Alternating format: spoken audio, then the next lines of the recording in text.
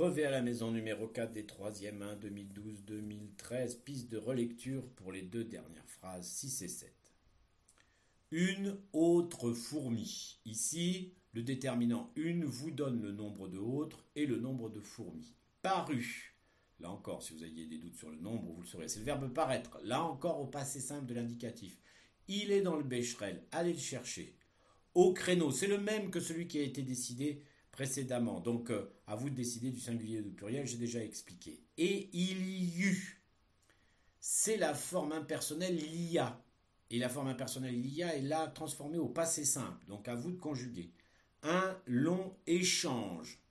Long est un adjectif qualificatif. Le féminin, cherchez-le pour savoir la consonne muette. Comme il y a un devant, vous savez que vous avez affaire à un masculin singulier. Donc, long et échange auront les terminaisons du masculin singulier. De salutations bizarres. Si c'est un long échange, il ne faut pas qu'une seule salutation, ça paraît bizarre. Donc évidemment, deux salutations bizarres, salutations et bizarres vont avoir le même nombre. Allez voir salutations et bizarres dans le dictionnaire pour ne pas faire d'erreur sur l'orthographe. C'est assez simple, mais comme c'est à la maison, vous avez le temps. Point. Paulette voulut, verbe vouloir, toujours le passé simple, toujours dans le Becherel. Lui offrir. C'est offrir à la fourmi. Donc lui, c'est un pronom personnel complément d'objet direct, indirect ou complément d'attribution pour utiliser la vieille terminologie de la grammaire latine. Offrir, aucune particularité, allez voir l'infinitif dans le Becherel. Encore une larme, pas de particularité. Où elles eussent pu boire. Est-ce que où ici exprime un lieu ou un choix? Est-ce que c'est encore une larme ou bien elles puissent boire ou dans le lieu où elles puissent boire? À vous de vérifier. Si c'est le lieu, ça prend accent. Elles eussent pu boire. Tiens, encore un conditionnel passé deuxième forme. D'accord? Toujours construit sur le plus que parfait du subjonctif. Donc pas de particularité, si ce n'est que c'est le verbe pouvoir et qu'il faut là aussi chercher le participe passé dans le Becherel. Boire ou se laver. Boire, c'est le verbe boire à l'infinitif. Si boire est à l'infinitif, puisque ou ici exprime soit le lieu, soit le choix, s'il exprime le choix, boire ou bien se laver, ça paraît assez logique. Donc se laver va s'écrire de la même manière, au même mode que boire. Donc se laver va s'écrire à l'infinitif. Attention à ce, même raisonnement, est-ce que c'est CE ou SE? Il y a peu de chances que ce soit CE parce que ça voudrait dire que CE est sujet d'un verbe à l'infinitif, ce qui n'existe pas.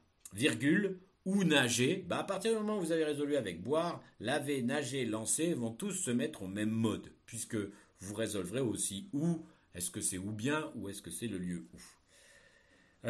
Des petits bateaux, aucune particularité, si ce n'est que vous avez des qui vous donnent un nombre pluriel. Donc petit et bateau se mettront au pluriel. Attention à la terminaison de bateau au pluriel. En papier, attention, les noms de matériaux compléments du nom sont toujours singuliers. En papier, c'est le matériau des bateaux. Donc, la règle s'applique. Virgule. En bois, même chose. Ou en feuille, même chose. Ou en herbe, même chose. Je répète, la règle veut que les noms de matériaux, complément du nom avec la préposition en, soient toujours singuliers. Virgule. Des petits bateaux, vous l'avez déjà résolu. De fourmis, combien y a-t-il de fourmis? Enfin, combien, c'est pour combien? Alors là, ouais, vous pouvez mettre les deux, le singulier ou le pluriel, ça se vaut. Virgule, pour une mer, aucune particularité, de fourmis, là encore, le singulier ou le pluriel est valable.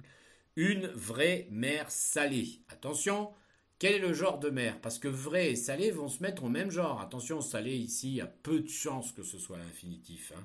Je sais pas.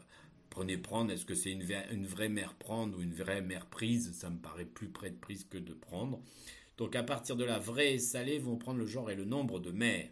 Comme la mer, aucune particularité, virgule, avec des vagues, donc vous avez le nombre, vagues, cherchez dans le dictionnaire pour être sûr, virgule, en soufflant. Un gérondif du verbe souffler, donc construit avec le participe présent, dessus, 3 points de suspension finaux, rien de particulier.